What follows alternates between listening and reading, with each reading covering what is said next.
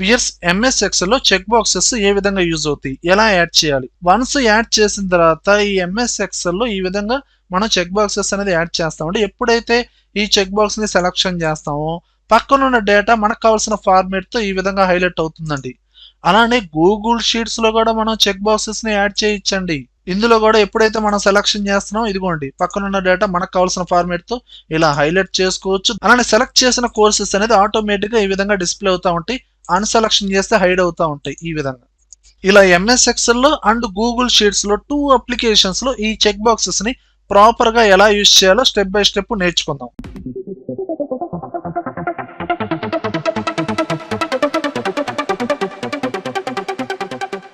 చూడండి ముందుగా MS Excel లో చెక్ బాక్సెస్ ని ఎలా క్రియేట్ చేయాలో చూద్దామండి.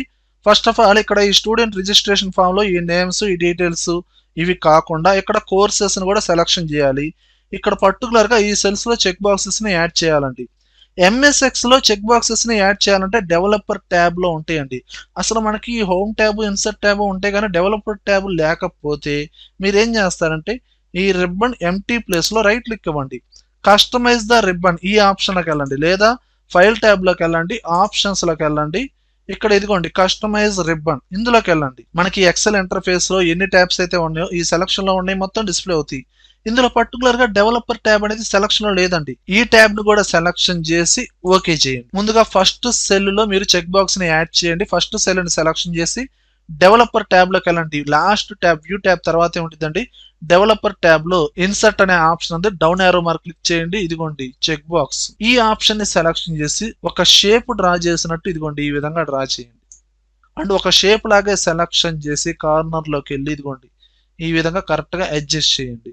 ఇక్కడ ఈ నేమ్ అనేది అవసరం లేదండి, పర్టికులర్ గా ఈ నేమ్ ని ఎడిట్ చేయండి. జస్ట్ క్లిక్ చేసి ఈ విధంగా నేమ్ ని సెలక్షన్ చేసి డిలీట్ చేసేసేయండి. అండ్ ఈ చెక్ బాక్స్ ని సెలక్షన్ చేయాలంటే రైట్ క్లిక్ ఇవ్వండి. ఈ విధంగా సెలక్షన్ అవుతుంది కదండి. అండ్ కార్నర్ లోకి వెళ్ళి ఇలా సైజ్ అనేది డిక్రీజ్ చేసుకోండి. ఓకేనా, ఈ నోట్స్ కార్నర్ లో ఉన్న ఈ నోట్స్ అనేది సైజ్ అనేది డిక్రీజ్ చేసుకోండి. యారో కీస్ ద్వారా సెంటర్ లో ఉండేటట్టుగా సెట్ చేసుకోండి చెక్ బాక్స్ అనేది. దీని తర్వాత పర్టికులర్ గా ఈ సెల్ ని సెలక్షన్ చేసి ప్రతి సెల్ లో మనకి ఈ చెక్ బాక్స్ రావాలి కాబట్టి ఫిల్ హ్యాండిల్ తో డ్రాగ్ చేయండి. ఓకే, ఇప్పుడు జనరల్ గా మీరు చెక్ బాక్స్ అనేది సెలక్షన్ చేయొచ్చు ఈ విధంగా, కానీ ఇక్కడ ఉన్న కోర్సెస్ అనేది హైలైట్ అవ్వాలి.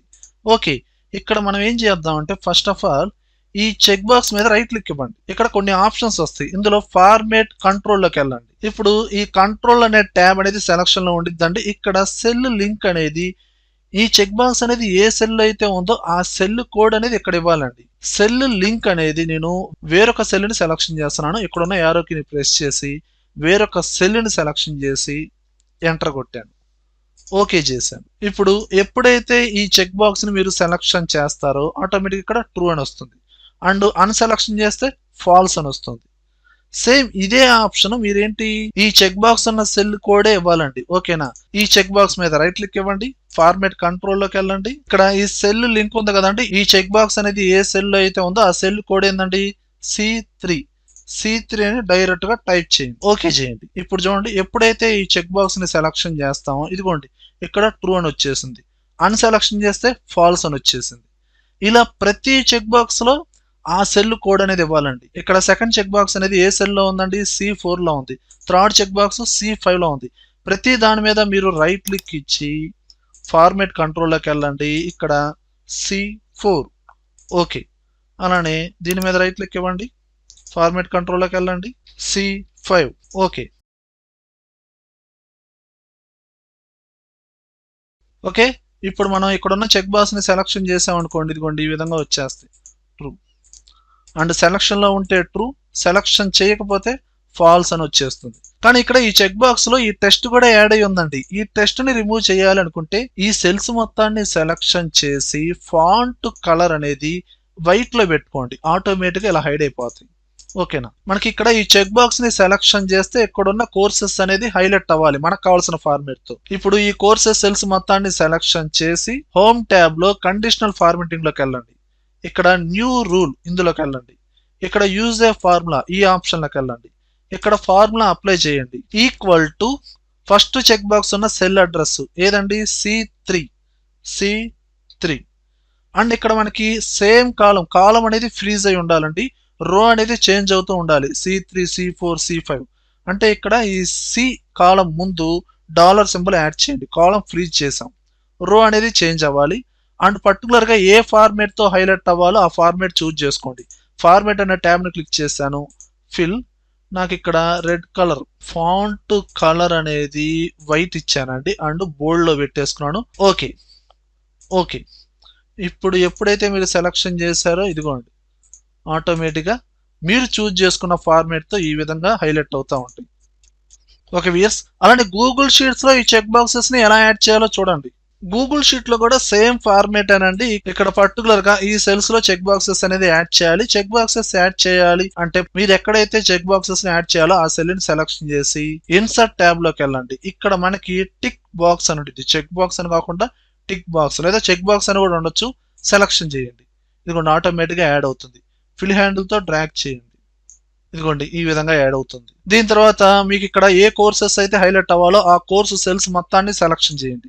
సెలెక్షన్ చేసి ఫార్మేట్ మెనూలోకి వెళ్ళండి, కండిషనల్ ఫార్మేటింగ్ లోకి వెళ్ళండి. ఇక్కడ ఫార్ములా రూల్ వచ్చి కస్టమ్ ఫార్ములాలో పెట్టుకోండి. Custom formula is equal to check boxes అనేది ఎక్కడైతే ఉన్నాయో, ఎక్కడి నుంచి అయితే స్టార్ట్ అయిందో ఆ సెల్ అడ్రస్ అండి C3 ఈక్వల్ టు ట్రూ ఇలా ఇచ్చేసేయండి. అండ్ ఇక్కడ మనకి సి కాలం అనేది ఫ్రీజ్ అవ్వాలంటే సి ముందు నేను డాలర్ సింబల్ ఈ విధంగా యాడ్ చేశాను. అలానే ఫార్మేట్ ఏది అప్లై చేయాలి ఇక్కడ మీరు చూజ్ చేసుకోండి. గ్రీన్ కలర్ చూజ్ చేసుకున్నానండి.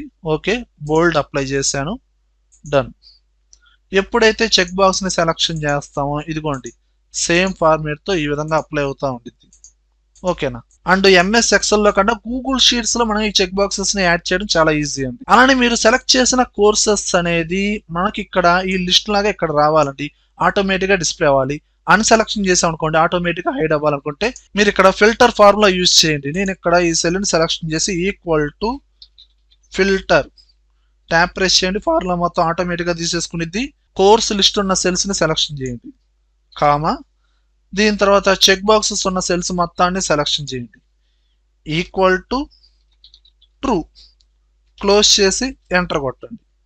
ఇక్కడ మనం ఎలాంటి కోర్సెస్ సెలక్షన్ చేయలేదండి. ఎప్పుడైతే సెలక్షన్ చేస్తామో ఇదిగోండి ఆటోమేటిక్గా ఆ కోర్స్ లిస్ట్ అనేది ఈ విధంగా డిస్ప్లే అవుతూ ఉంటుంది. అన్సెలక్షన్ చేస్తే హైడ్ అవుతూ ఉంటాయి. మీరు కనుక ఎంఎస్ ఆఫీస్ లైసెన్స్ వర్షన్ కనుక యూజ్ చేస్తున్నారు అనుకోండి, ఫిల్టర్ ఫార్ములా అనేది ఎంఎస్ ఎక్సెల్ లో కూడా వస్తుందండి. అందులో కూడా సేమ్ ప్రొసీజర్ అనేది చేయొచ్చు.